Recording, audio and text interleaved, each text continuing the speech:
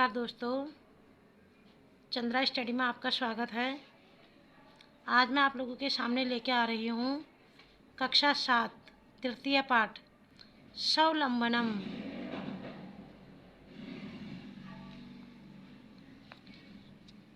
कृष्णमूर्ति श्री कृष्ण मित्रे अस्मात्।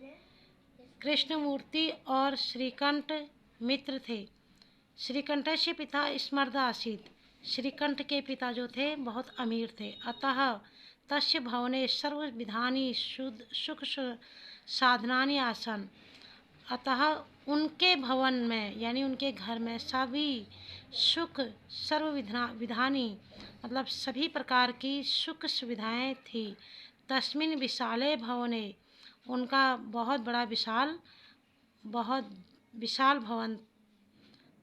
भवन में चत्वारिंशत् स्तंभा,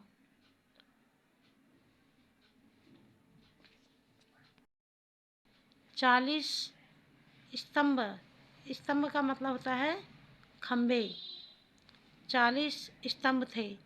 तस्य 18 प्रकोष्ठु,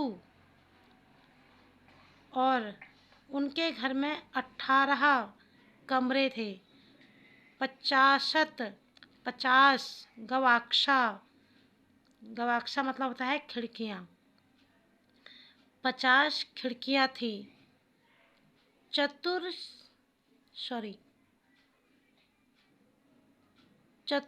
चत्वारिंशत् द्वारिणी, 44 दरवाजे थे। षट्त्रिंशत् और 36 यानी 36 विद्युत व्यंजनानि च आसन, और 36 बिजली के पंखे थे। तत्र 10 सेविका, वहाँ 10 सेविका मतलब नौकर निरंतरम कार्यम कुर्वन्ति स्म, लगातार काम करते थे। परम कृष्णमूर्ते माता पिता च निर्धनो कृषक दंपति। पर कृष्ण मूर्ति के माता पिता निर्धन यानी गरीब, किसान दंपति यानी किसान पति पत्नी थे। तस्य गृहम आडंबरम विहीनम साधारणम च, उनके घर में साधारण, उनका घर साधारण था। एकदा श्रीकंठ तेन सह प्राप्ता 9 वादने तस्य गृहम आगच्छत्। एक बार श्रीकंठ उनके साथ प्राप्तः सुबह 9 बजे उनके घर आ गए। 9 वादने तस्य गृहम आगच्छत्, एक बार श्रीकंठ उनके साथ सुबह 9 बजे उनके घर आ गए। तत्र कृष्णमूर्ति तस्य माता पिता च सौशक्त्या श्रीकंठस्य आतिथ्यम अकुर्वन्। तत्र वहाँ कृष्णमूर्ति और उनके माता पिता ने अपने शौकत्या श्रीकंठस्य मतलब अपने से जो सेवा बनती है उनका अतिथि श्रीकंठस्य आतिथ्यम, अतिथि आदर सत्कार किया। एतद् दृष्ट्वा श्रीकंठ अकथयत्, यह देखकर श्रीकंठ बोले, मित्र अहम भवता सत्कारेण संतुष्टो अस्मि। मैं खुश हूँ, तुम्हारे सत्कार से संतुष्ट हूँ, खुश हूँ। केवलम इदमेव मम दुखम, केवल इस बात का मुझे दुख है। यत तव गृहे कोऽपि न भृत्य नास्ति, कि मुझे इस बात का दुख है कि तुम्हारे घर में कोई भी नौकर नहीं है। मम सत्काराय भवता बहु कष्टम जाता, मेरे आदर सत्कार के लिए तुम्हें बहुत कष्ट हुआ होगा। मम गृहे तु बहुआ कर्मकरा सन्ति, मेरे घर में तो बहुत कर्मकरा यानी काम करने वाले हैं। तदा कृष्णमूर्ति अवदत्, तब कृष्णमूर्ति बोले, मित्र ममापि अष्टो कर्मकरा सन्ति, मित्र मेरे पास भी 8 कर्मकरा यानी नौकर हैं। ते वे द्वे पादे दो पैर, द्वे हस्ते दो हस्तौ दो हाथ, द्वे नेत्रे दो नेत्र, द्वे श्रोते इति और दो कान हैं।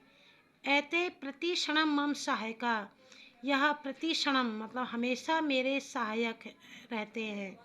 किंतु त्वं भृत्या सदैव सर्वत्र च उपस्थिता भवन्तुम न शक्नुवन्ति, परंतु तुम्हारे नौकर जो हैं सदैव सब जगह तुम्हारे पास स्थित नहीं रह सकते। त्वं तु स्वकार्यं भृत्याधीन, तुम तो सभी कार्य अपने नौकरों के अधीन हो, अपने सारे काम करने के लिए अपने नौकरों के अधीन हो। यदा यदा ते अनुपस्थिता, जब जब वे अनुपस्थित होते होंगे, तदा तदा तुम कष्टम अनुभवसि, तदा तदा तब तब तुम्हें कष्ट होता होगा। स्वावलंबने तु सर्वदा सुखमेव न कदापि कष्टम भवति। तो स्वावलंबने मतलब अपने आप में जो सर्वदा हमेशा सुख होता है और ना कभी कष्ट होता है। श्रीकंठ अवदत्, श्रीकंठ बोले, मित्रः त्वं वचनानि श्रुत्वा मम मनसि महती प्रसन्नता जाता। तुम्हारे वचन सुनकर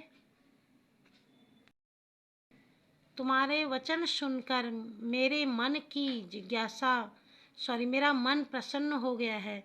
अधुना अहमपि सर्वकार्याणि स्वयमेव कर्तुमिच्छामि, आज अहमपि मैं भी सर्वकार्याणि अपने सारे काम स्वयं ही कर्तुम इच्छामि करने की इच्छा रखूँगा या करूँगा। भवतु सार्धद्वादशवादनमिदं, भवतु सार्ध 12:30 बजे मिदम संप्रादम गृहम चलामी। अब क्या हो गया है, 12:30 बजे का टाइम हो गया है और मुझे घर चलना चाहिए।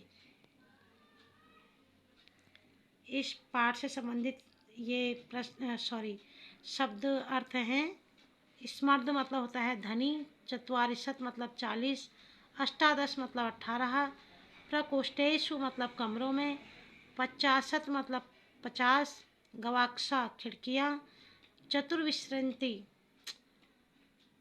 चतुश्चत्वारिशत 44, षट्त्रिशत 36, कृषक दंपति किसान पति पत्नी, आतिथ्यम अतिथि सत्कार, कर्मकरः काम करने वाला वर्कर, भवताम आपके, भृत्य नौकर या सेवक, शक्नुवन्ति सकते हैं, सार्धद्वादशवादनम 12:30 बजे, साम्प्रतम अभी, उच्चारण कुरुतः, पहला अभ्यास का पहला प्रश्न है उच्चारण कुरुतः।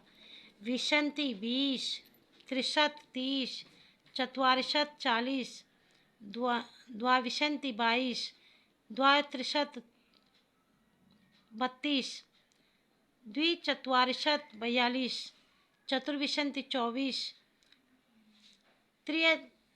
त्रिशत 33, त्रयश्चत्वारिशत 43, पंचविंशति 25, चतुर्त्रिशत 34, चतुश्चत्वारिशत 44, अष्टाविंशति 28, अष्टात्रिशत 38, सप्तचत्वारिशत 47, नवविंशति 29, नवत्रिशत 39 और 50-45।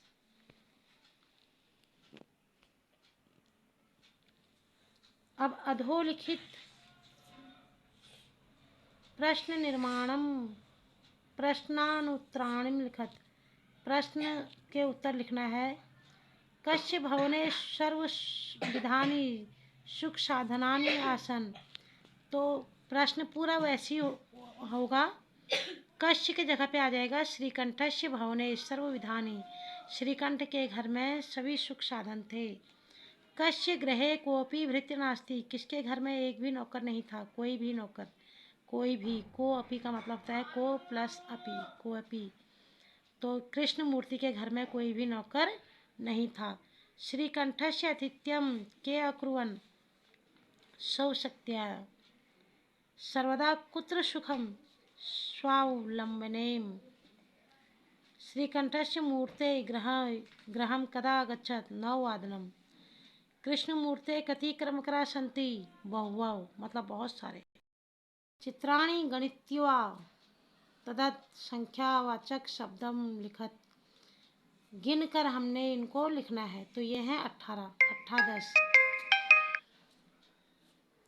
द्वादश 12, पंचादश 15, षट्त्रिशत्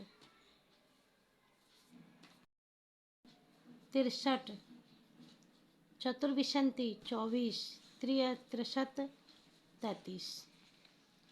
अब है मंजूषात अंकानाम कृते पदानि चुनित। हमको मंजूषात से लेने हैं और इन अंकों को संस्कृत में लिखना है।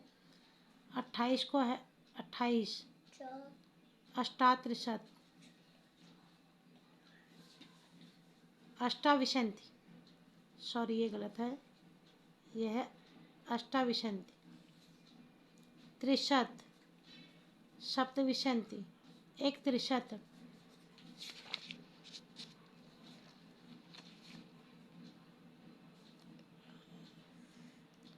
चतुर्विंशति,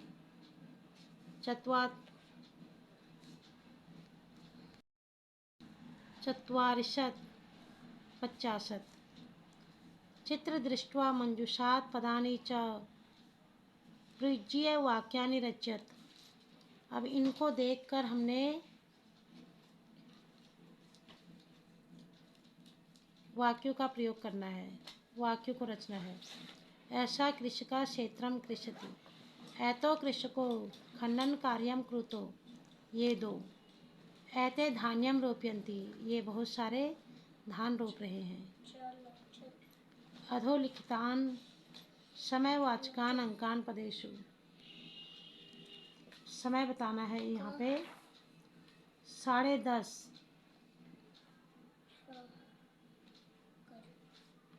12:30, 12:30 बजे हैं, लेकिन ये समय यहाँ पे गलत दिया गया है। सप्तवादनम, 2:30, एकादशवादनम, 4:15, 1:30, पंचवादनम, 3:30, 9:00, 12:30, अष्टवादनम, 7:30। मंजूषात पदानि चित्वा रिक्त स्थानानि पूरयत। मंजूषात से लेना है और इन रिक्त स्थानों की पूर्ति करनी है। तो देखिए कितने ऋतुएं होती हैं, षट मतलब 6 ऋतुएं भवन्ति, षट ऋतुआ भवन्ति, 6 ऋतुएं होती हैं। मासाः 12 भवन्ति, महीने 12 होते हैं।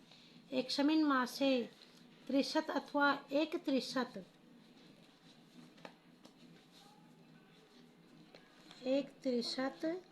दिवसा भवन्ति, एक महीने में 30 या 31 दिन होते हैं। फरवरी मासे सामान्यतः 28 दिनानि भवन्ति, फरवरी महीने में 28 दिन होते हैं। मम शरीरे 2 हस्तौ स्तः, मेरे शरीर में 2 हाथ हैं। अब ये ध्यातव्यम, यह हमारे भारतवर्षानुसारम मासानाम ऋतूनाम च नामानि, ये जो है महीनों के नाम हैं और ये ऋतुओं के नाम हैं। ये 12 महीने हैं, चैत, वैशाखः, ज्येष्ठः, आषाढ़ः, श्रवणः, भाद्रपदः, अश्विनः, कार्तिकः, मार्गशीर्षः, पौषः, मेघः और फाल्गुनः। चैत और वैशाख में बसंत आता है, जेठ और आषाढ़ में ग्रीष्म गर्मी आती है, श्रवण और भाद्रपद में वर्षा यानी बरसात का मौसम होता है, अश्विनी और कार्तिक में शरद होती है, मार्गशीर्ष और पौष 2 महीने में हेमंत होता है, माघ और फाल्गुन में शिशिर होता है। तो दोस्तों यदि आपको मेरी वीडियो अच्छी लगती है तो मेरे चैनल को लाइक करें, सब्सक्राइब करें, और जो भी मेरी गलतियाँ होती हैं उसको प्लीज़ मुझे कमेंट बॉक्स में ज़रूर बताइए। धन्यवाद।